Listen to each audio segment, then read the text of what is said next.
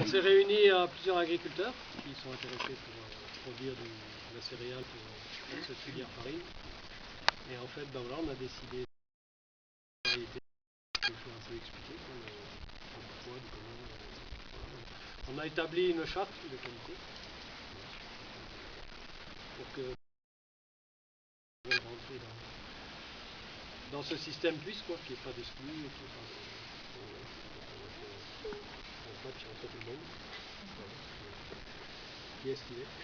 Et alors donc voilà. Donc alors là je vais expliquer vaguement les céréales qu'on a retenues. Donc là c'est le petit épeautre. Alors ça c'est l'engrais. C'est l'ancêtre de tous ces blés que vous aurez là. Donc en fait c'est de là qu'est né tout ça. Donc bon on regarde parce que déjà il fait une farine qui est très riche pour la nutrition.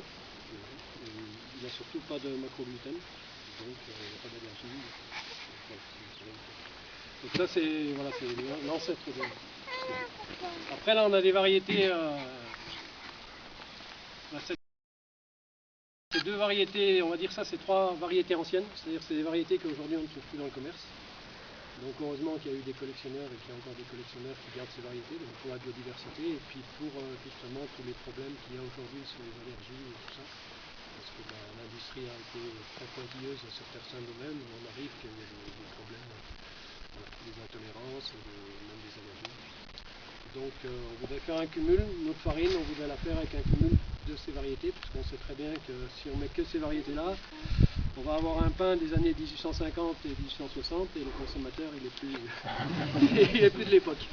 Donc il faut arriver à faire quelque chose qui soit le mieux possible.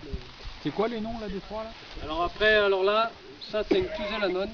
Alors ça c'est une variété qui est intéressante sur nous parce que c'est une variété qui a été plantée dans les années 1850-1860 sur le Cosméjean et qui avait fait un peu la réputation du blé du Cosméjean. Donc en fait voilà, donc ça je l'ai retrouvé chez un collectionneur, j'ai eu beaucoup de mal.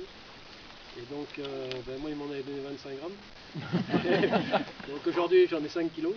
Moi j'en ai 5 kilos chez un autre, donc c'est déjà pas mal. Et donc en sachant que pour faire un hectare, il faut déjà 100-120 kilos.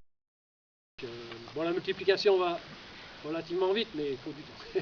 Et 800. On peut tracer ensemble. On a de l'espoir. Emmanuel, tu donnes encore 100 kilos les vieilles variétés, ouais. Parce qu'elles ont un pouvoir de tallage qui est plus important. Donc, et en plus, on peut les semer plus tard. Donc si tu veux, ça évite aussi les adventistes. Parce que plus tu sèmes tard, moins tu as de. En fait, on arrive à les semer.